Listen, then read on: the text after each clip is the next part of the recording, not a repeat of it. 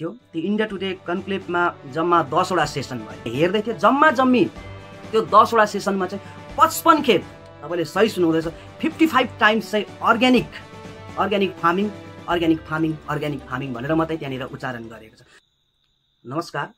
अहिलेको वर्तमान सरकार जो हाम्रो माननीय मुख्यमन्त्री गोले साहबले चलाइराख्नु भएको छ र यो सरकारको इमेज कस्तो छ, यो सरकारको रिपोर्ट कस्तो छ र यो सरकारले के कस्तो कामहरू गरिरहेको छ तपाईँ अनि हामीलाई राम्रोसँगले याद छ, मिडियालाई याद छ अनि खास गरेर सिक्किमे जनतालाई याद छ। तर यति चाहिँ हो, सिक्किमे आम जनताहरू यसमा खुलेर बोल्न सकेको छैन। बोलिसक्दाखेरि भिक्टिमाइज हुने, कुटपिट हुने है, टर्चर गर्ने, भेडा बाख्रा किनेको जस्तो किन्ने गतिविधि चलिरहेको तपाईहरूलाई अथवा सिक्किमे जनतालाई राम्रोसँगले याद छ।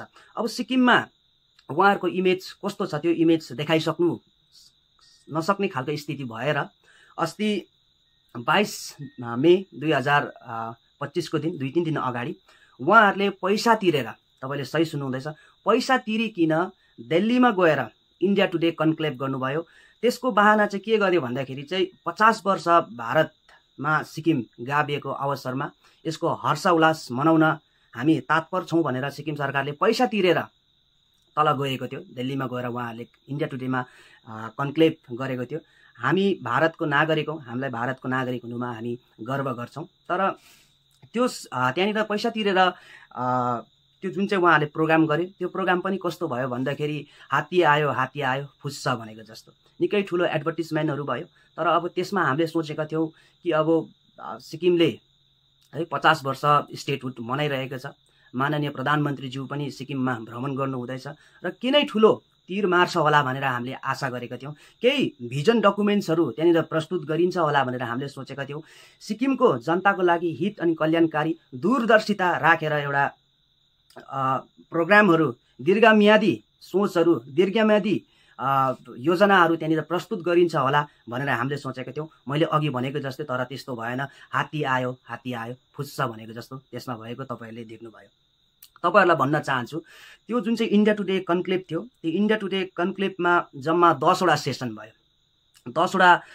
भयो र त्यो 10 वटा सेसनमा सबैभन्दा पहिला हाम्रो माननीय मुख्यमन्त्री प्रेमसिंह गोले साहबले त्यसमा उहाँले त्यो कन्क्लेभमा आफ्नो कुराहरू राख्नु भएको थियो र त्यहाँनिर मिडियालाई यस्तो प्रकारले उहाँले भन्नुभएको रहेछ ताकि अब सिक्किमलाई चिनाउने, सिक्किमलाई जान्ने भनेको दुईटै कुरा मात्रै, एउटा अर्ग्यानिक फार्मिङ, अर्ग्यानिक सिक्किम अनि अर्को पवन चामलिङ साहब मात्रै रहेछ भनेर त्यो जुन चाहिँ 10 वटा सेसनमा हामीले याद पायौँ। कारण म किन यसो भन्दैछु भन्दै गर्दाखेरि त्यसको कारणहरू केही छ र उहाँ जब प्रेमसिंह गोले साहब माननीय मुख्यमन्त्री त्यहाँनिर उहाँको कुरा राख्न जानु आँट्नु भयो त्यति बेला उहाँले मिडियालाई भन्नुभएको रहेछ पवन चामलिङ साहब त मेरो गुरु हो, उहाँबाट राजनीति सिकेको भनेर उहाँले भन्नुभएको रहेछ। तपाईँले हेर्नु होला त्यसमा त्यो त्यसरी मिडियाले प्रस्तुत गरेको छ कुराहरू है। र सँगसँगैमा अर्को कुरा के पनि भनिएको छ भन्दाखेरि त्यहाँनिर चाहिँ खुलेर, सबैभन्दा पहिला खुलेरै अर्ग्यानिक फार्मिङ, सिक्किमलाई चिनाउने नै अर्ग्यानिक फार्मिङ हो भनेर त्यहाँनिर त्यो मिडिया पर्सनले त्यसरी प्रस्तुत गरिएको छ।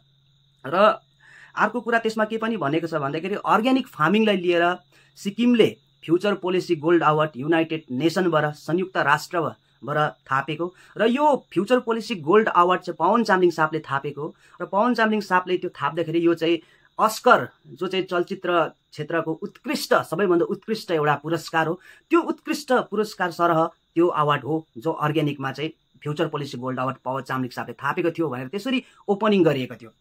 र तपाईँलाई मैले भने जम्मा 10 वटा सेसनमा तपाईँहरूलाई भन्न चाहन्छु 10 वटा सेसनमा तपाईँले हेर्नुभयो भने दुईटा कुरा सबैभन्दा बेसी उच्चारण, दुईटै शब्द सबैभन्दा बेसी उच्चारण भएको छ त्यहाँनिर।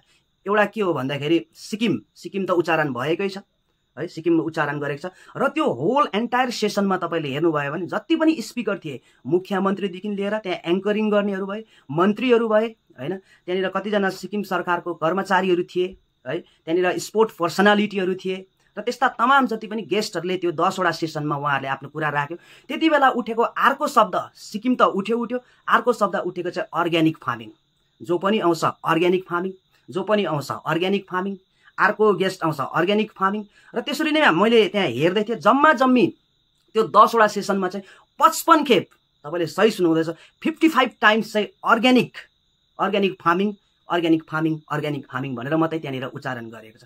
यसको तात्पर्य के हुन्छ भन्दाखेरि चाहिँ यसको तात्पर्य चाहिँ एउटै हो, अब अहिलेको वर्तमान सिक्किम सरकारकोमा देखाउनु केही छैन।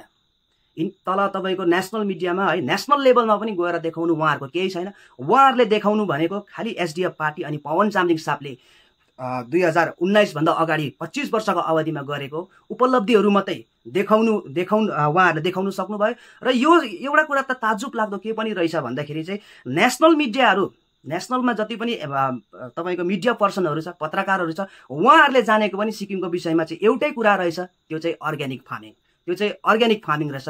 किन अर्ग्यानिक फार्मिङ रहेछ भन्दाखेरि चाहिँ अब अहिलेको वर्तमान सरकारको जति पनि त्यहाँ प्रतिनिधिहरू गर्ने थिए, उहाँहरूको तपाईँले कुराहरू सुन्नुहोस्, उहाँहरूले त्यस्तो केही कुरा यहाँनिर राख्न सक्नु भएन। उहाँहरूले कुरा राख्नुभयो खालि अर्ग्यानिक फार्मिङ राख्नुभयो। र अर्ग्यानिक फार्मिङ मात्रै सिक्किमलाई चिनाउने एउटा यस्तो खालको उपलब्धि रहेछ, जसले 25 वर्ष मुख्यमन्त्री गर्यो है, उहाँले गरेको, पवन चामलिङ साहबले गरेको उपलब्धि देखाउनु मात्रै, त्यो अर्ग्यानिक फार्मिङ मात्रै देखाउनु रहेछ भनेर त्यो जुन चाहिँ एन्टायर कन्क्लेभ तपाईँले 10वटा सेसन छ, 10वटा भागमा त्यसलाई बाँटिएको छ। त्यो 10वटा भागमा चाहिँ मैले अघि भनिहालेँ 55 खेप 55 टाइम्स चाहिँ अर्ग्यानिक सिक्किमको नाम मात्रै लिएको छ। भनेपछि हामीले गर्व गर्नुपर्छ यो 50 वर्षको अवधिमा है, हामी we are proud Indian citizen है। हामी गर्वले भन्न सक्छौँ हामी भारतको नागरिक हौँ। हामीले एउटा सानो राज्यले के गरेर चाहिँ 50 वर्षमा तिमीहरूले देखाउन सक्यौ भनेर कसैले सोध्छ भने त्यति बेला सम्पूर्ण भारतको नागरिक, चाहे त्यो मिडिया होस्, पत्रकार होस्, अथवा अहिलेको सिक्किम सरकार होस्, के चाहिँ गर्नु सक्यौ भनेर उहाँहरूले भन्नु सक्ने एउटै कुरा मात्रै खुलेर भन्नु सक्नुहुने रहेछ।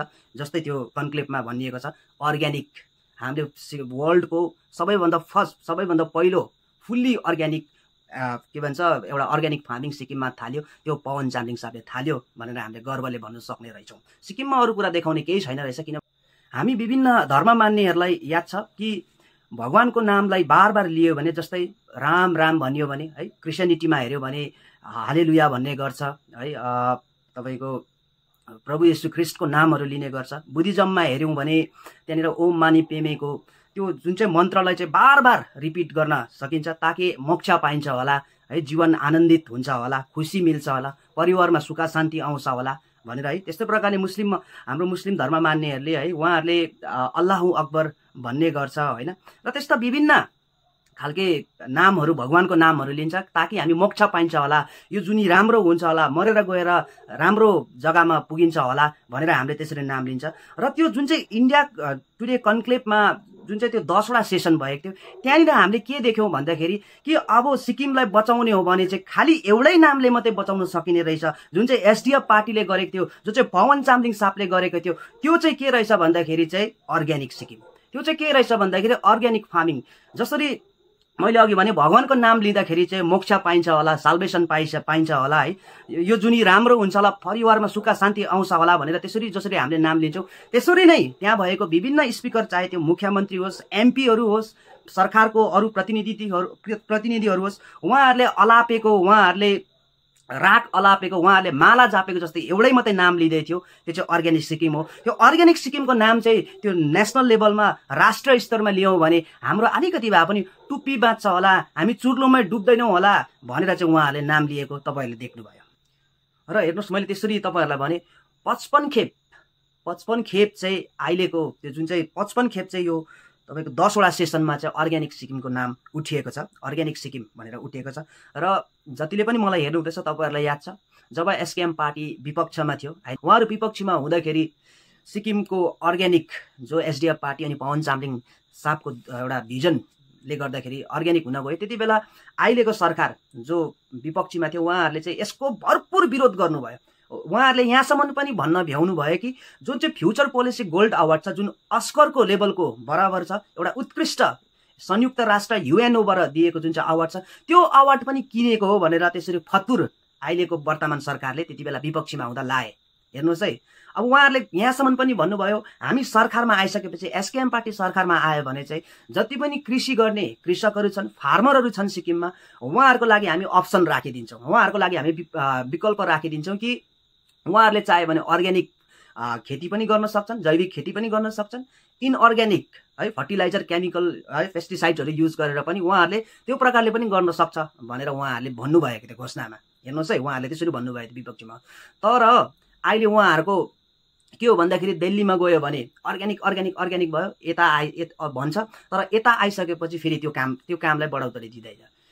तर अन्तिममा हामीले हेर्दाखेरि तल इन्डियामा गएर, इन्डिया मेन तपाईँको राजधानीमा गएर, देशको राजधानीमा गएर चाहिँ सिक्किम सरकार अनि अहिलेको सिक्किमको भविष्य, सिक्किमको जुन चाहिँ स्थिति छ त्यसलाई बचाउने त अर्ग्यानिकै रहेछ नि त, अर्ग्यानिक फार्मिङै रहेछ नि त, अरू त छैन रहेछ नि त। भनेपछि को सही थिएछ? एसकेएम पार्टी सही थिएछ कि एसडिएफ पार्टी सही थिएछ? पिएस गोले सही थिएछ कि पवन चामलिङ साथ ठिक थिएछ? यसबाट एउटै कुरा बुझ्न सकिन्छ, एसकेएम पार्टी भन्दा एसडिएफ पार्टी ठिक थिएछ, अनि पिएस गोले साहब हाम्रो माननीय मुख्यमन्त्री भन्दा पवन चामलिङ साहब उहाँ ठिक थिएछ भनेर त्यो जुन चाहिँ कन्क्लेभ छ 10 वटा सेसनमा गरेको त्यो कन्क्लेभले जब त्यहाँनिर 55 खेप अर्ग्यानिक मिसन अर्ग्यानिक फार्मिङको कुरा उठ्यो त्यसले पुख्ता गर्छ भनेर म तपाईँहरूलाई भन्न चाहन्छु। धन्यवाद।